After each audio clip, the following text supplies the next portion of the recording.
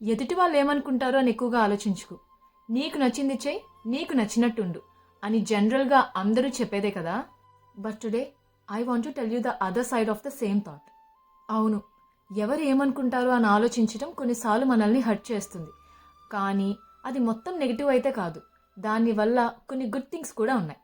ఎవరు ఏమనుకుంటారు అని మనం ఆలోచించి అందరిలో ఉన్నాం కదా అని కొన్ని bad things are bad words మాట్లాడటం మానేస్తాం. అలానే బిహేవియర్లో కూడా కొన్ని చేంజెస్ చేసుకుంటాం.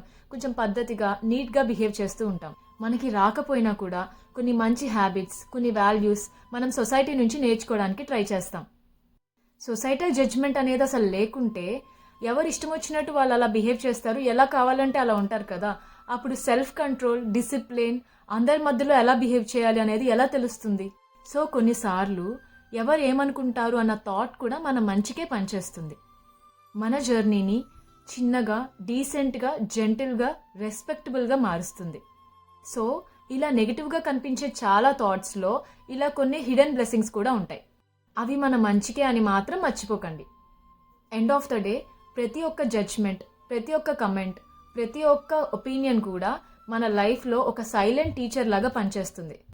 కొన్ని మనల్ని బ్రతికిస్తాయి, కొన్ని మనకి నేర్పిస్తాయి, కొన్ని మనల్ని ప్రొటెక్ట్ చేస్తాయి, మరికొన్ని మనల్ని కరెక్ట్ చేస్తాయి. But the most beautiful truth is మనలో ఉన్న మంచితనం ఎవరు ఏమన్నా, ఎవరు ఏం చూసినా ఎక్కడికి పోదు. నువ్వు చేసే మంచే నీకు ఎప్పటికీ రక్షణగా నిలబడుతుంది.